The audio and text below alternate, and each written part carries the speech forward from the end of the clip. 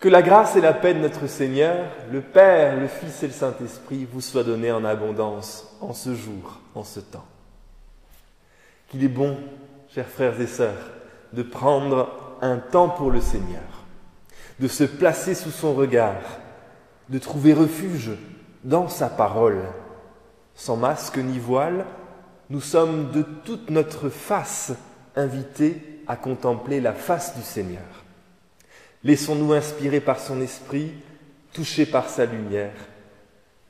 À présent, Amen.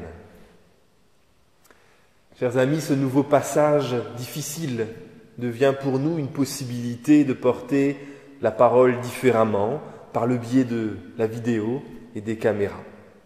Aussi, vous pouvez vivre le culte dans vos maisons, dans vos salons, dans vos chambres. Mais n'est-ce pas là une nouvelle opportunité d'inviter le Christ à venir demeurer chez soi? Vous m'avez fait sourire en me disant que vous regardiez ce culte dans vos canapés, en pyjama, la tartine à la main, ou même dans votre lit bien au chaud. N'est-ce pas là la bonne nouvelle de ce jour? Le Christ vient prendre place, là avec vous, au cœur de votre maison, à votre table, tout proche de vous et du pot de confiture. Chers frères et sœurs, je vous propose pour ce culte de vous laisser inspirer par le Dieu de paix, là même au cœur de votre foyer, mais aussi de vous laisser toucher par les couleurs et la poésie de l'automne au travers de nombreuses images récoltées ces dernières semaines. Et je vous exhorterai, à la suite de la lecture du livre des Thessaloniciens, à vous rappeler que vous êtes fils et filles de la lumière et non de l'obscurité. Écoutons à présent quelques versets du psaume 85 donnés pour ce jour. Le Seigneur parle de paix. Écoutons ce psaume. Seigneur, fais-nous voir ta bonté. Accorde-nous ton secours. Je veux écouter ce que Dieu dit. Le Seigneur parle de paix pour son peuple, pour ses fidèles, pour ceux qui lui font à nouveau confiance. Oui, son aide est imminente pour ceux qui reconnaissent son autorité. Sa gloire habitera bientôt notre pays. Amen.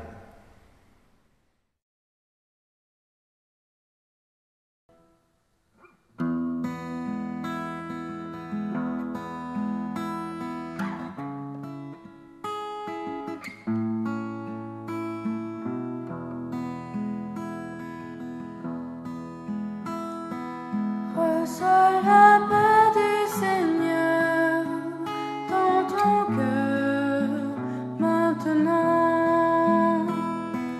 Reçois la paix du Seigneur dans ton cœur maintenant. Et pour toujours. Reçois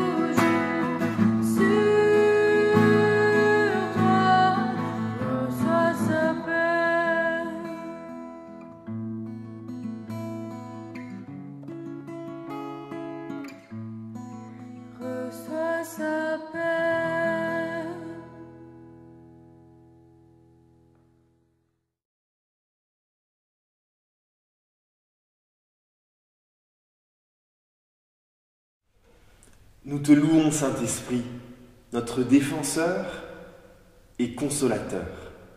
Aide-nous à proclamer la vie dans le domaine de la mort. Soutiens-nous lorsque nous affrontons les puissances de destruction.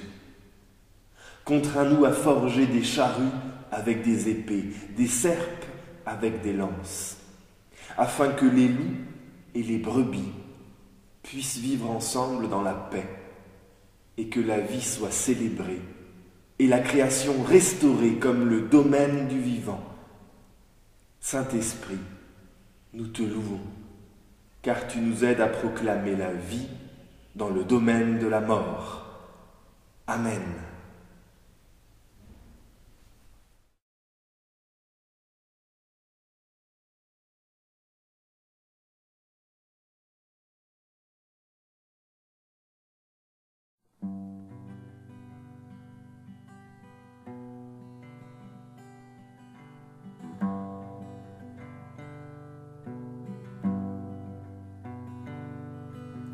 Victoire au Seigneur de la vie, victoire au Dieu de l'infini, victoire au nom de Jésus-Christ, victoire pour le Saint-Esprit, le règne est pour le Tout-Puissant.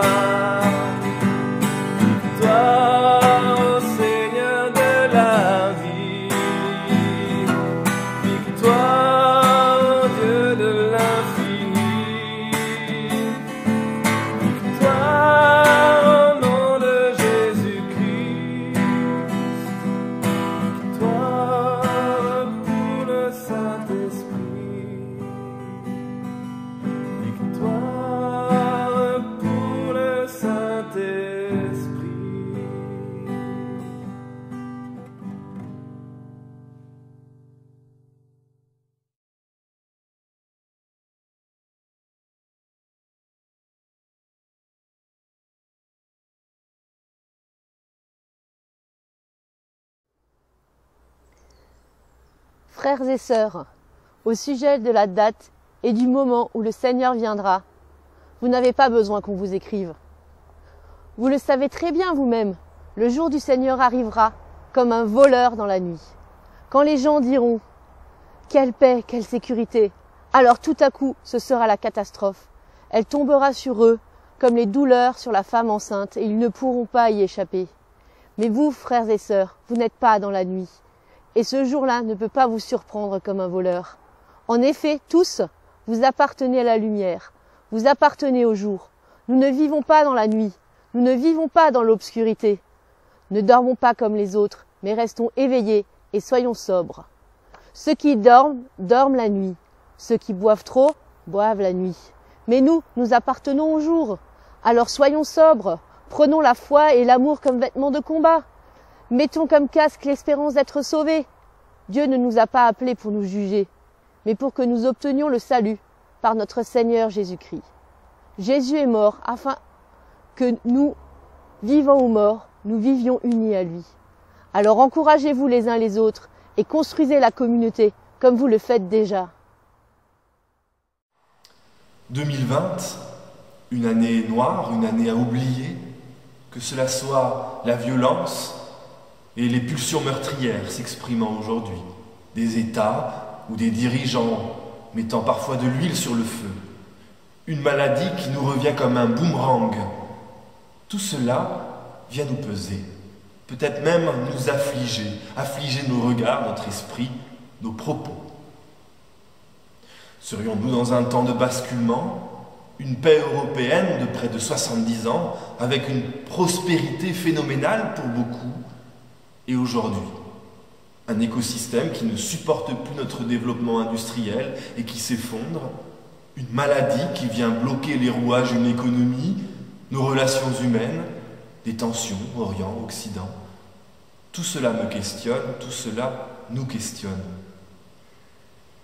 Les chrétiens de Thessalonique, au 1er siècle, espéraient un grand changement dans leur vie, un grand basculement par le retour du Christ. La venue du Rédempteur offre la délivrance au monde, une délivrance quand l'humain est noyé dans sa souffrance. Les premiers chrétiens sont martyrs, sont chassés. Ils baignent dans un monde violent, guerrier, et ils espèrent en un autre temps qui viendra par le retour de leur plus fidèle ami, Jésus le Christ. Ils attendent plus qu'ils n'imaginaient.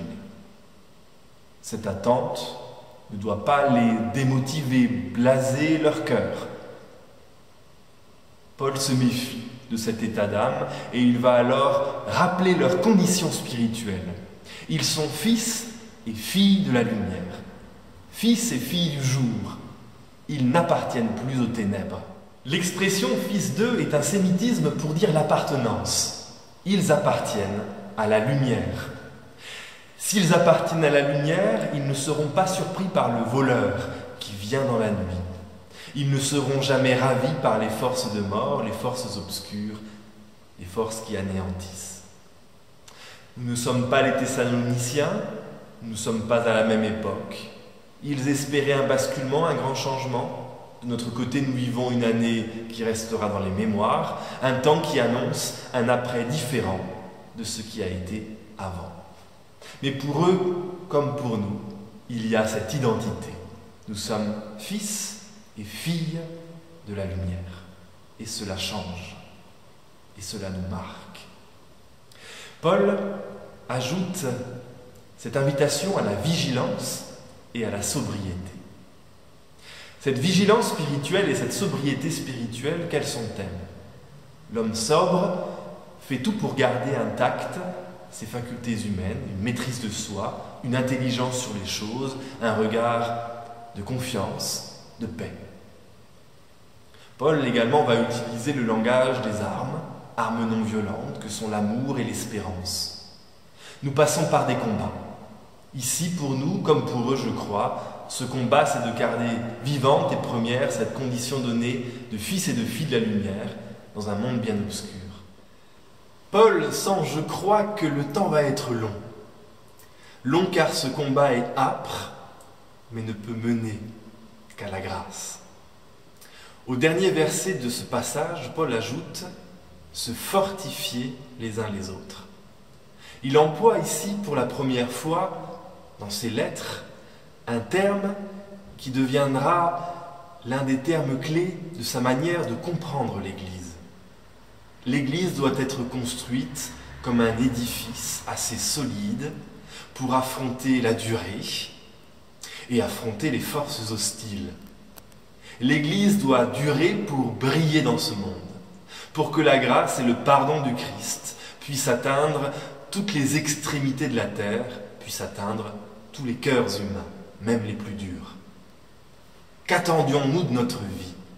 qu'elle soit comme un long fleuve tranquille, attendant à l'ombre d'un arbre d'être rappelé par le Seigneur. Nous vivons aujourd'hui dans ce temps pesant, tremblant, mais cela permet peut-être de rappeler, de révéler qui nous sommes, les fils et les filles de la lumière. Non de la peur, non des violents, non esclaves d'une idéologie de fondamentalisme, non, nous sommes fils et filles de la lumière, celle du Christ, celle révélée et donnée par le Christ. Alors, brillons en ce temps, en tout temps. Mettons en avant ce qui fait le fondement de notre foi, de notre vie, de notre Église, la grâce, le pardon, la paix. Nous sommes les héritiers du Christ, les héritiers de sa lumière. Le souffle du ressuscité nous anime aujourd'hui et nous donne sa paix. Amen.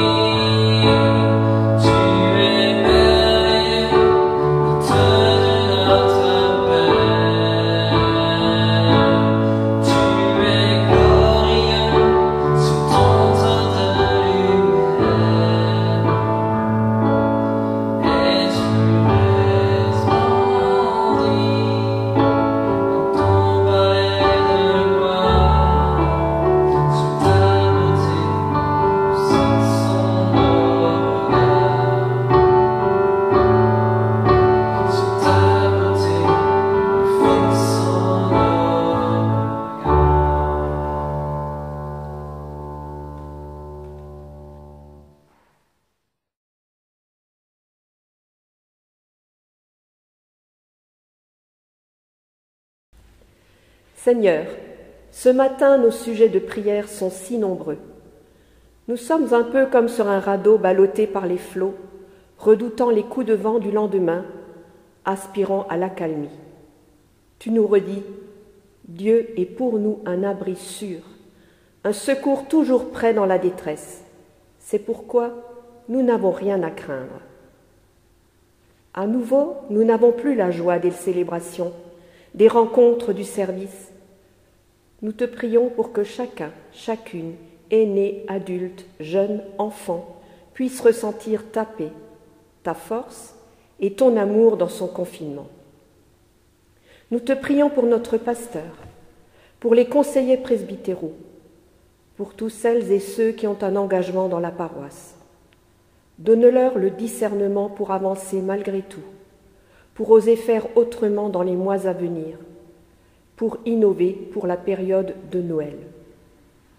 Donne-leur beaucoup de foi pour annoncer intensément ta parole et dispenser ta lumière dans ce monde de ténèbres. Garde les enfants et les jeunes précieusement sur ton cœur et protège-les du mal qui rôde. Nous te remettons leurs parents, qu'ils puissent être de solides remparts pour eux.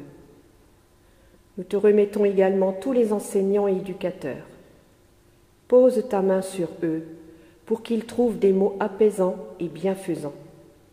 Qu'ils soient comme des phares qui aident nos jeunes à révéler leurs talents et à tracer leur route.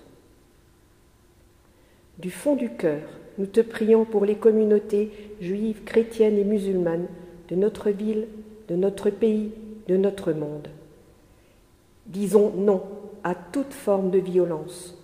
Soyons toujours et partout des artisans de paix et des semeurs d'espérance. Bénis nos autorités civiles et donne-leur ton discernement pour toutes les décisions à prendre. Ne nous laissons pas vaincre par le mal, mais soyons vainqueurs du mal par le bien. Et maintenant, toutes les autres demandes, nous les rassemblons et disons d'un seul et même cœur. Notre Père, qui es aux cieux, que ton nom soit sanctifié, que ton règne vienne, que ta volonté soit faite sur la terre comme au ciel. Donne-nous aujourd'hui notre pain de ce jour. Pardonne-nous nos offenses, comme nous pardonnons aussi à ceux qui nous ont offensés. Et ne nous laisse pas entrer en tentation, mais délivre-nous du mal, car c'est à toi qu'appartiennent le règne, la puissance et la gloire, pour les siècles des siècles. Amen.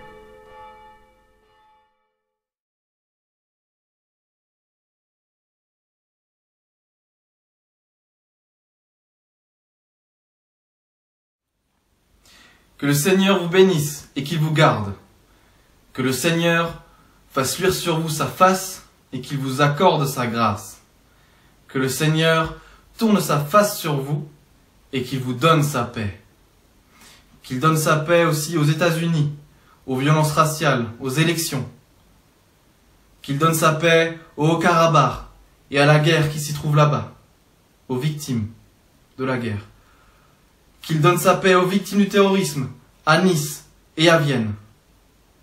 Qu'il donne sa paix et sa joie sur nous, à nous, dans ce contexte tout particulier du confinement.